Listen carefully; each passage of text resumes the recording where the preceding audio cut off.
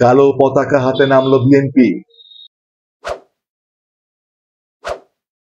জুলাই গণ অভ্যুত্থানের শহীদদের স্মরণে ঝিনাইদহে মৌন মিছিল করেছে জেলা বিএনপি।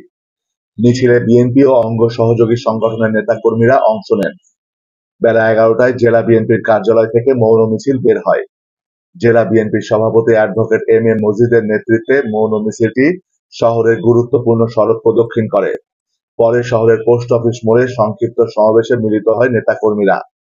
এ সময় উপস্থিত ছিলেন জেলা বিএনপির সাধারণ সম্পাদক জায়েদুজ্জামান মনা, সিনিয়র যুগ্ম সাধারণ সম্পাদক আব্দুল মজিদ বিশ্বাস, সহ সভাপতি মুন্সি কামাল আজাদ পান্নু, এনামুল হক মুকুল, যুগ্ম সম্পাদক এম শাহজাহান, যুব দলের সভাপতি আহসান হাবিব রনক, সাধারণ সম্পাদক আশরাফুল ইসলাম পিন্টু, মহিলা দলের সভাপতি অধ্যক্ষ কামরুন নাহার লিজি, সাধারণ সম্পাদক তহুরা খাতুন, ছাত্র দলের সভাপতি শমিনুজ্জামান শমিন, সাধারণ সম্পাদক মুশফিকুর রহমান মানিক সহ আরো অনেকে।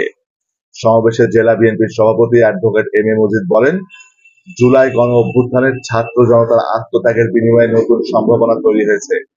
জুলাই শহীদরা আমাদের হৃদয়ে আজীবন বেঁচে থাকবেন। আগামীর বাংলাদেশ হবে সন্ত্রাস মুক্ত, মাদক মুক্ত, বৈষম্য মুক্ত এক নতুন বাংলাদেশ। তারেক রহমানের নেতৃত্বে ও নির্দেশনায় জুলাই শহীদদের স্বীকৃতির ও রাষ্ট্রীয় মর্যাদা নিশ্চিত করার মধ্য দিয়ে শহীদ পরিবারের পাশে থাকবে বিএনপি।